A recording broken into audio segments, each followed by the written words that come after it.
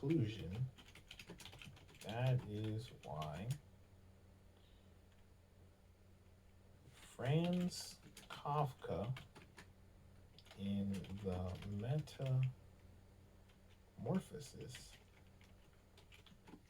truly was not a bug, but felt like a roach. Sometimes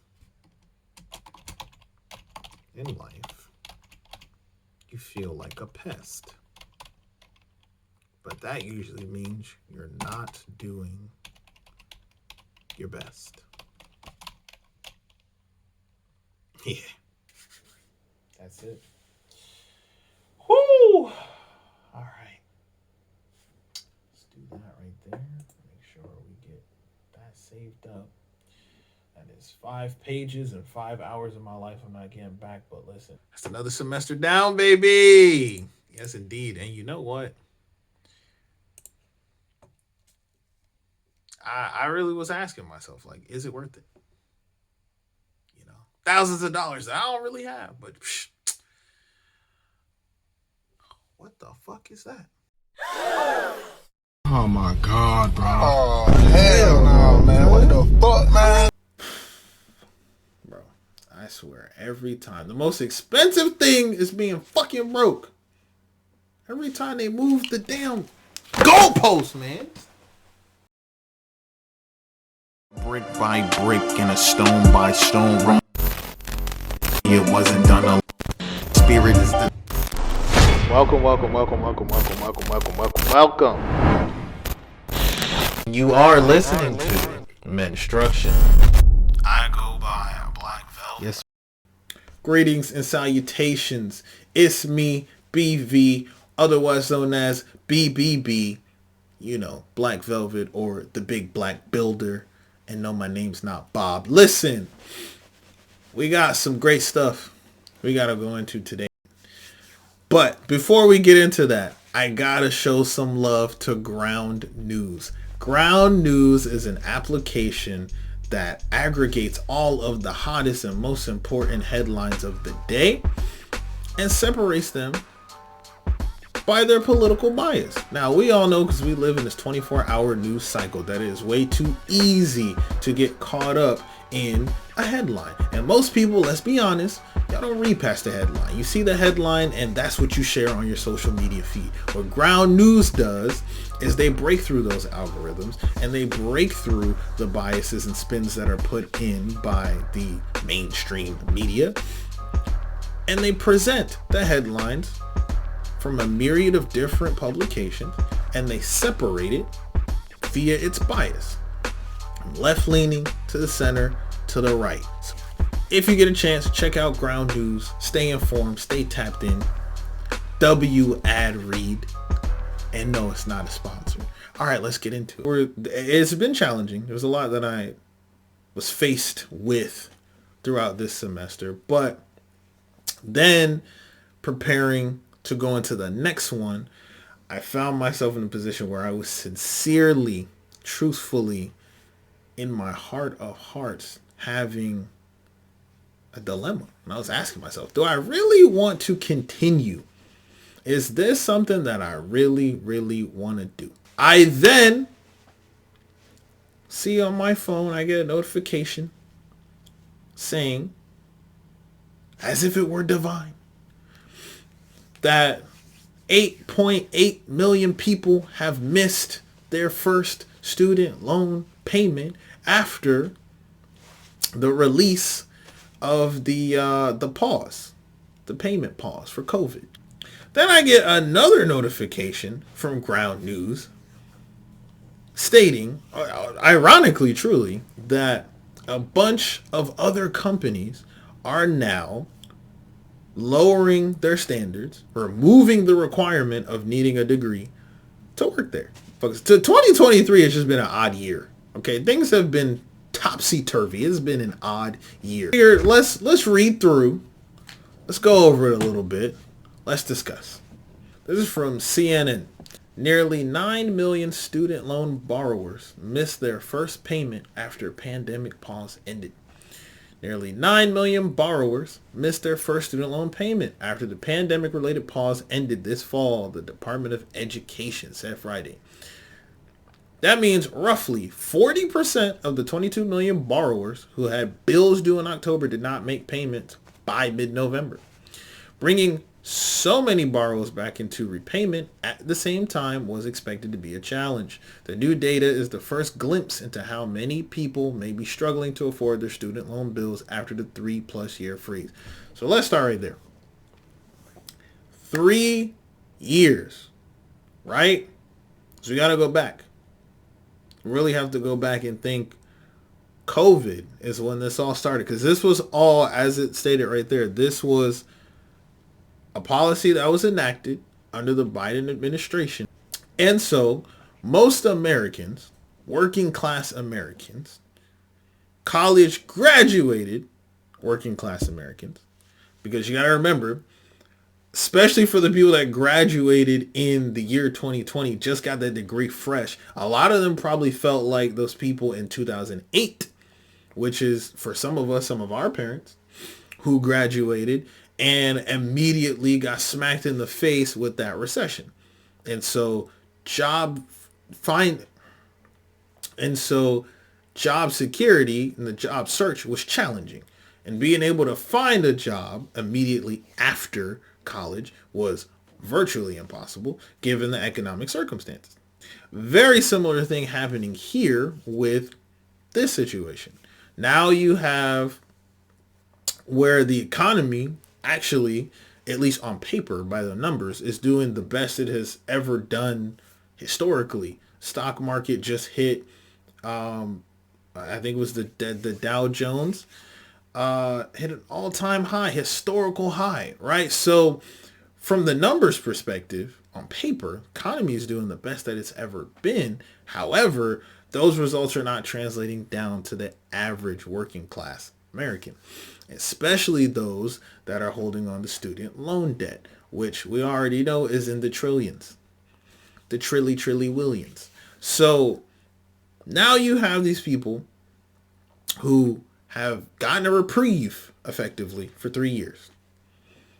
They were able to at least deal with one less financial burden. Still had other things, still had to worry about increasing housing prices, still had to worry about an overall increase in the consumer price index, still got to worry about groceries being too much, still got to worry about gasoline, although gas has kind of evened out and steadied itself a little bit. But all those things, still got to combat those, but at the very least, you didn't have to worry about making that student loan payment. Now, you put that back on the table. And people do have to worry about getting those student loans paid. And they don't have it. They don't have it. They have not been given enough opportunity to make that money to be able to afford that expense. The average working class American can't do that. Even the ones with degrees, especially the ones with degrees, because they're saddled up with the most debt. They have student loan debt. Credit card debt is high just on a per capita basis. They don't have it. So money's still going to other stuff. And now they're like, hey, by the way, student loans, we're going to need you to pay that. For comparison, fewer than 26% of borrowers missed their payment in October 2019 before the pause went into effect, the Department of Education told CNN. But borrowers who miss payments through September 2024 won't face significant penalties thanks to an on-ramp period created by the Biden administration. So we got to acknowledge that. At the very least, they had enough foresight. The Biden administration had enough foresight to put into place that policy where you can miss some payments and you won't suffer a significant penalty, which usually comes in the form of getting your credit score dinged, garnishing of wages, so on and so forth, so that they get that money. So I guess at least until a year over, you don't have to worry about that. But at the same time, even though you get that little bit of leeway, you're still missing payments, meaning that interest is still running up on your ass. That's not stopping.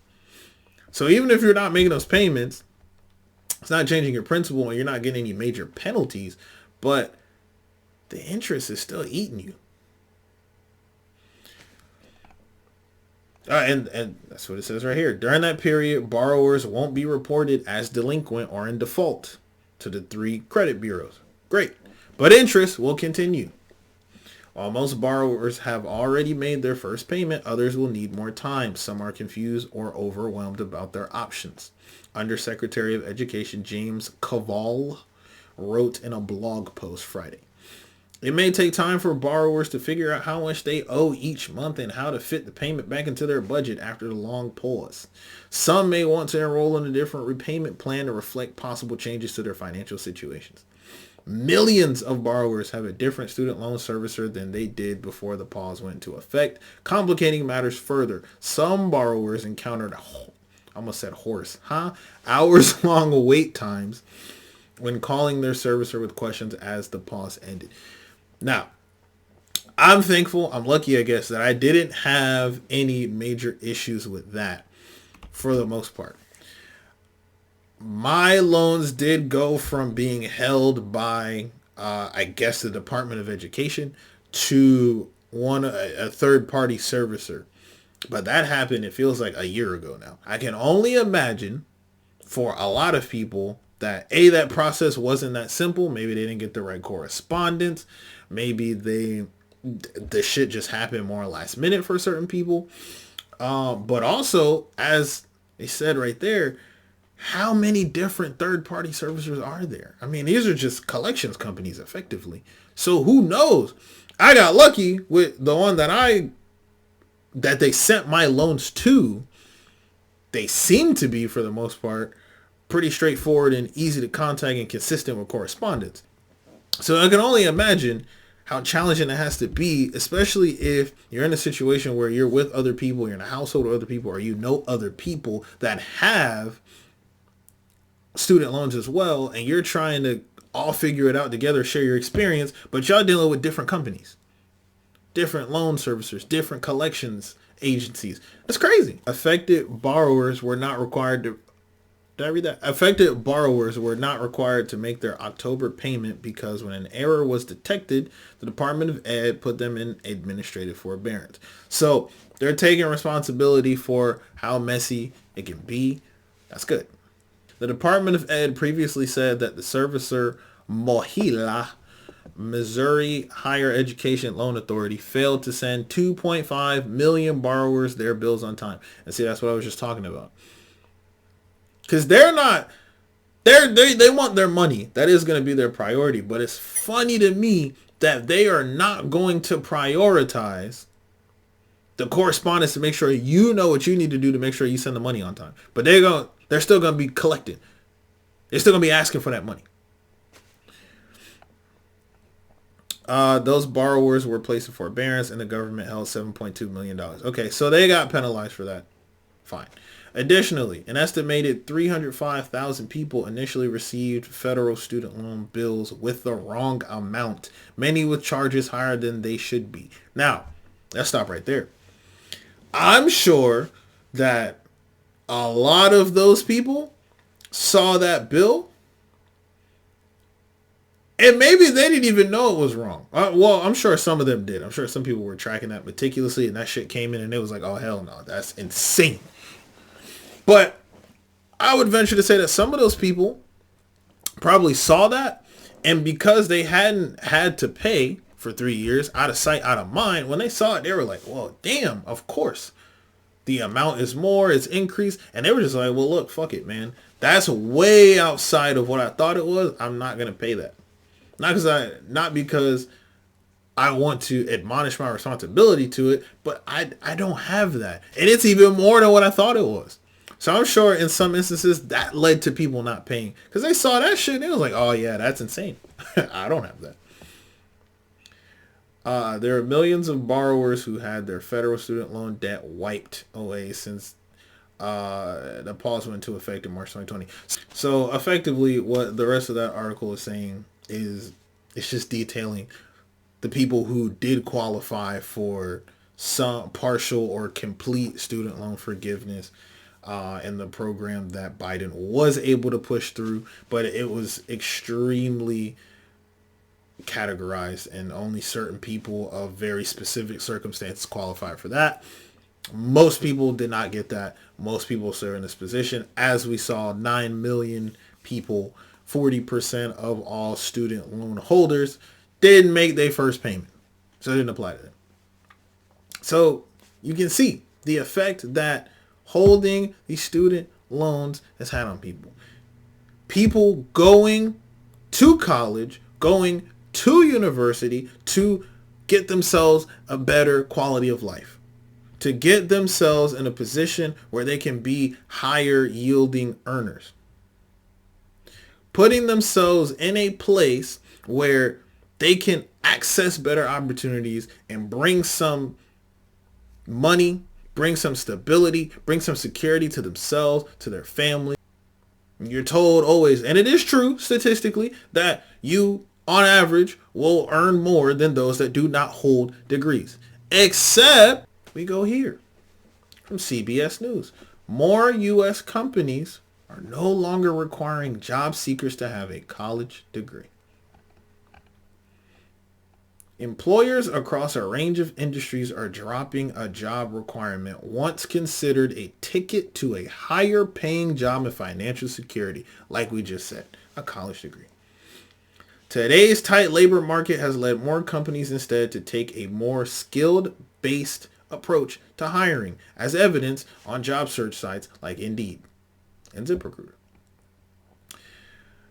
Part of it is employers realizing they may be able to do a better job finding the right talent by looking for the skills or competencies someone needs to do the job and not letting a degree get in the way of that. So even the companies and employers are seeing they have an issue where they have jobs that need to be filled, but that barrier of not having a degree is preventing them from getting the labor that they want. So even they have made the assessment like, look, man, fuck it. We'll eat the cost. If y'all want to work, we will put you to work. You don't need a degree. More. The relaxing of high education requirements is in effect serving to correct the so-called degree inflation, or when employers increasingly require a college degree for jobs that don't require college level skills. And that's the thing. As a lot of undergrad students learn as you're going through the matriculation process, it's your degree, it has some value, but it's mostly just to say that you have a degree. It doesn't matter what your degree is in. You go to college to get that degree, to get that access to that higher paying job and that job security.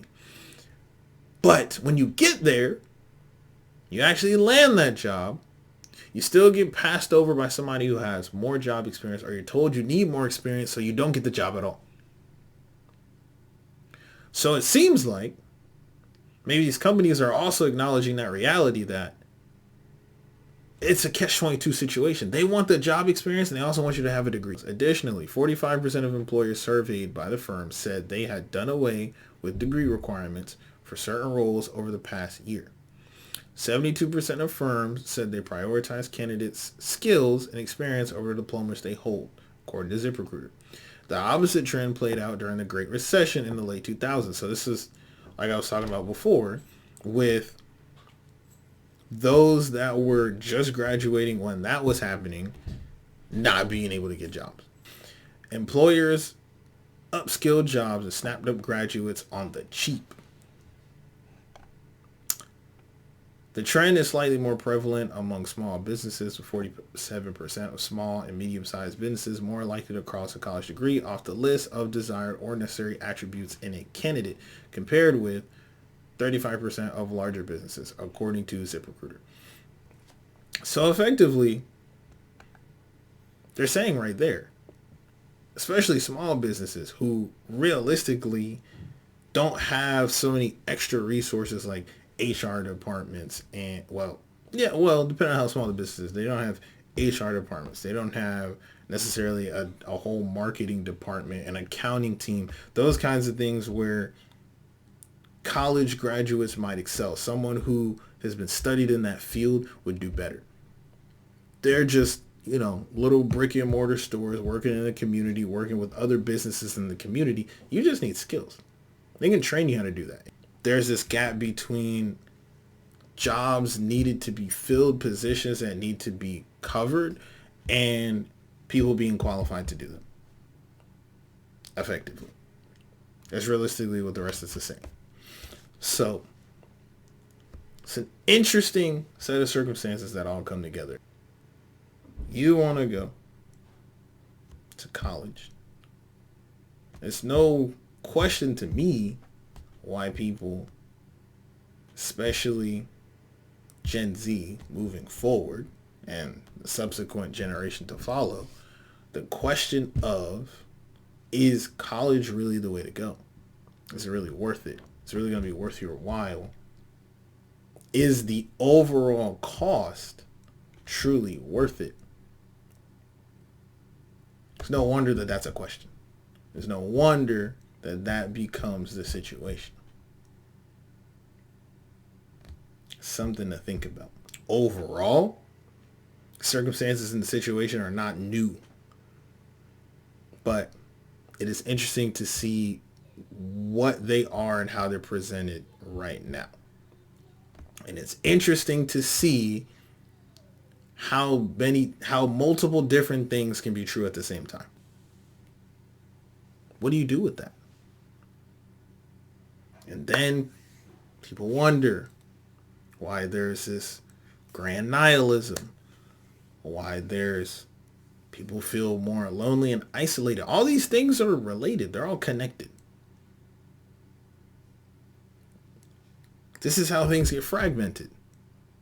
That's how people fall apart like that. So, food for thought. I will pose the question to you. Is it worth it? Is a college degree worth acquiring in 2023/2024? I don't know. I don't know what the best answer is. Like, fit. Yeah.